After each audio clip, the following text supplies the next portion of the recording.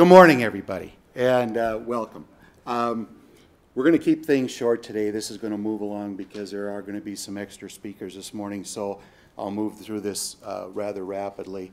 Let's go into the numbers. As of May 1, we are representing 49,954 members at 33 airlines, of which 43,595 are active. Apprentice and reactivated are 1,093. And unfortunately, we still have 1,565 pilots on furlough. So if anybody out there is hiring, please help these folks. The next one I want to mention is mergers. We do have a successful merger that's taken place now. ATI and CCI, the two databases were combined in April 5th. The officer elections were completed on April 12th. My congratulations goes out to First Officer, soon again to be Captain, Tom Rogers, and his ATI group. We're still working through some issues over there. We know that, Tom, but another successful merger for the Airline Pilots Association. Unfortunately, on the other turn, Ryan, the Executive Council put them into custodianship on May 1st, but the furloughed pilot support program is there for them. Lee has sent a letter out to the pilots there, as well as myself, letting them know that they have the ability to be inactive participants. The fee for that is waived for the first year. We also have them signed up for the to get on the website, for the furloughed website, and hopefully we can help these folks out. We thought the carrier was going to make it. I was in touch with Eric Sparks quite a bit. He is the custodian, was MEC chairman. There was a new owner that took over. They were trying to get some financing. The financing apparently didn't come through. And so it went on for about 3 months, and finally we had to put them in custodianship. If the carrier emerges, we can always put them back together again, but for now, any help that you can give Eric and his group would be greatly appreciated. On another note, we got some successful contracts out there. We have a new contract at Piedmont. Bruce, congratulations. We have a new contract at PSA. Jesse, congratulations. United and Continental, J&J in no particular order. Congratulations. And Wasaya, James, congratulations on your new contract as well. Successful events, backing up just a bit. January 28th to the 31st, we had our leadership training conference again. 76 participated from 20 different ALPA groups. And it was another great conference. I think people took away a lot of good information. And one of the things that I thought was a highlight, and we did get some good feedback on this, was the fact that on Monday night, the first night, since the Herndon building has been remodeled, we decided that each department would have type of a hospitality suite where the new reps could go around and put faces and names together with phone numbers, okay? But what was most important is they got to see just how many people work in this building for them, okay? And that's huge, because when they take that away with them, they know they have help. The other part that they know about is that they can explain to their members one of the reasons why they're paying 1.95%, okay? The help is there, people are listening, and we will continue to listen, and it was a great turnout. So, membership seminar was the next piece. Mark Nagel is the chairman for the membership committee. It's been reinvigorated. I don't know how many times I've told you that, but I just said it now. That seminar took place on February 12th and 13th. We had 18 volunteers from 13 carriers, and I have to say I was very happy with the way that this event went off, because there was a lot of interaction, I guess, between the presenters and between the people that were there. There was a lot of interaction between the volunteers, and I thought a lot of good information was shared. Very successful, got great feedback on that one too. So congratulations, Mark, with your group and everybody that attended. One piece that we're adding into the Airline Pilots magazine now, and we're going to start doing this monthly. We all know that from time to time people cannot complete their terms of office for whatever reason.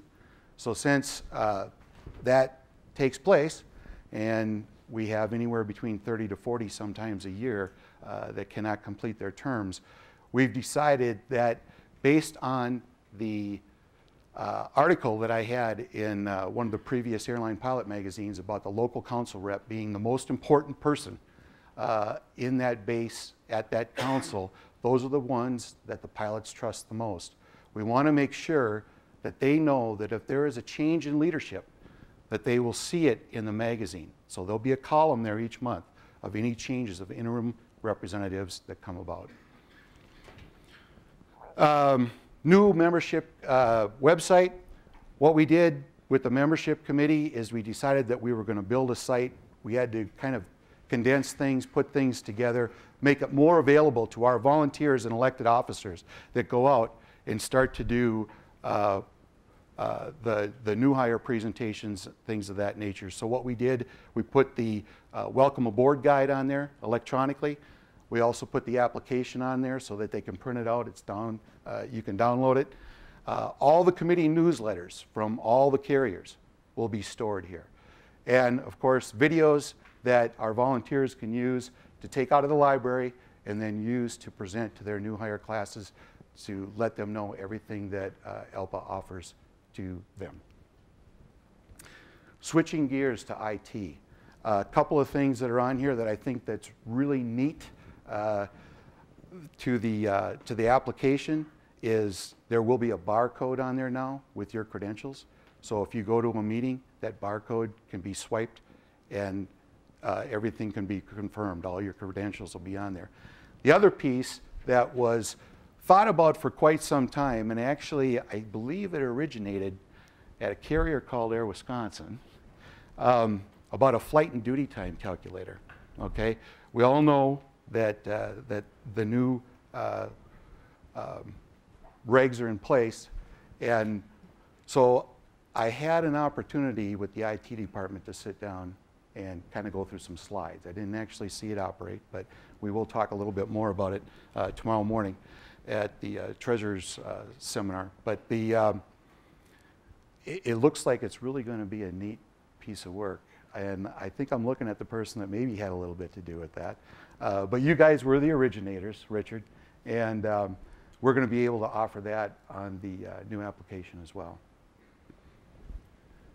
ALPA Emergency Relief Fund in 2012, due to Hurricane Sandy, Hurricane Isaac, and the wildfires in Colorado, the directors awarded over $61,000 in help to over 40 families and their members through the ALPA Emergency Relief Fund.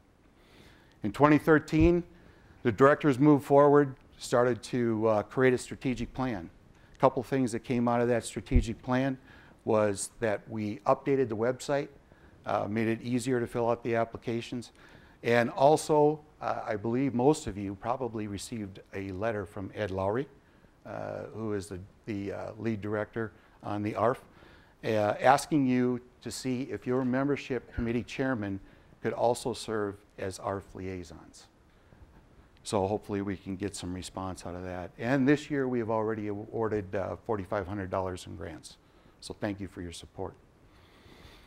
Another thing that took place in 2012 out of Delegate Committee 5 at the BOD, the members on that committee, and I have it in quotes because it's specific, they asked the professional development group to research the impact of attrition that will be caused by the retirement of more than 10,000 ALPA pilots over the next 10 years.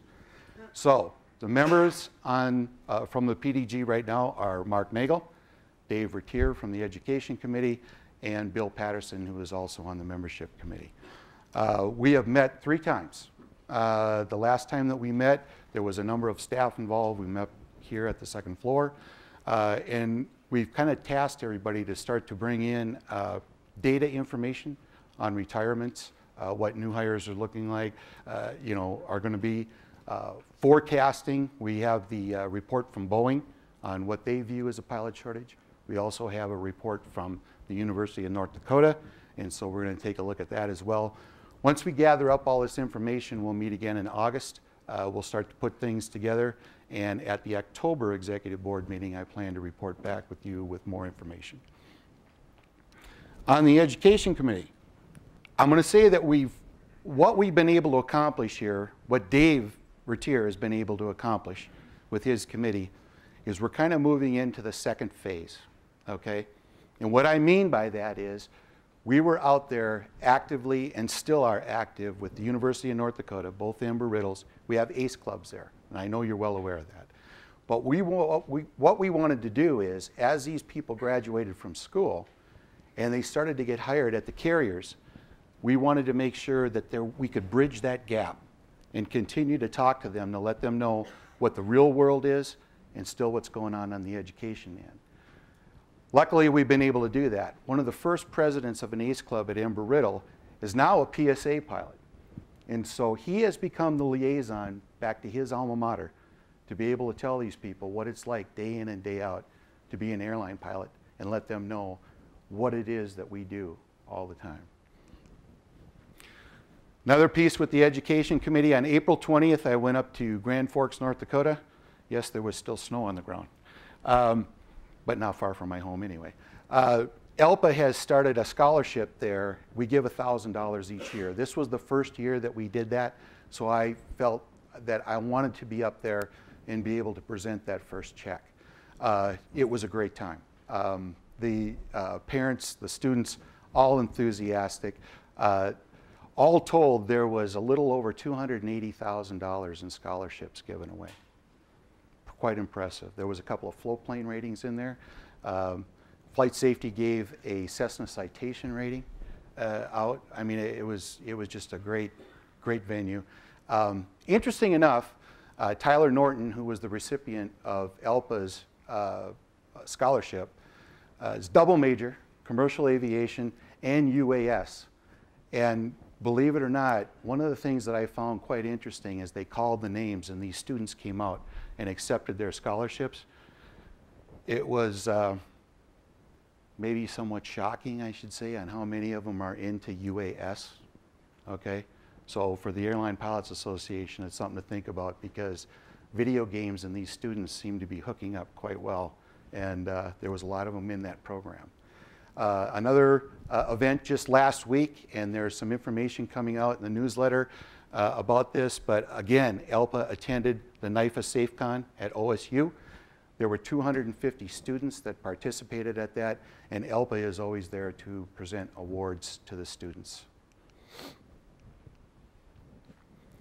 And then the last piece with the Education Committee, I went back to my alma mater on the 27th, St. Cloud State University, and I was a keynote speaker there. There were past presidents of the university there. There were professors that taught me. Wow, that's been a while ago. And there are the present professors there as well. Students, parents. It was a great turnout. I think there was close to 200 people that were there. The unfortunate thing is that in May of 2014, it's slated to close. And so I've been actively, along with a couple of the other professors, on my own time, not ALPA time, trying to change the current sitting president's mind to keep this program open. There are a couple of programs here in the US that are facing closure. I think it's a bad move. St. Cloud State has a great program, but we'll see what happens. The program is always run in the black, and we'll see where it goes. But with that said, I spoke for over an hour to these students. And after that, I'll bet you there was an additional hour of just Q&A. And what they wanted to know was, what is my shot at being, you know, in a wide-body aircraft in the left seat, you know, before I retire? And honestly, the way I look at this, I think they've got some huge opportunities. You know, obviously we have the hurdle with the $1,500 rule, but it is what it is. With that said, I think once they break into the profession, their career progression looks quite bright. I think they have good chances at retiring, flying something wide body halfway around the world. So it was another great evening. Upcoming events, dates that you want to save. Next Executive Council meeting, regular Executive Council meeting, will be July 9th to the 11th. After that, September 17th to the 19th, that will be the meeting for the Executive Council to put together the 2014 budget. And then October 21st to October 23rd, it's Executive Council, Executive Board. And lastly, I know it's not fall, okay? But I gotta say this, all right? Minnesota, even having made it into the playoffs, have 3 first-round draft choices. So I congratulate the Vikings. I think these guys are going to be a force to be reckoned with. And I'll report more of that back this fall as well. Thank you for your attention. Have a great board.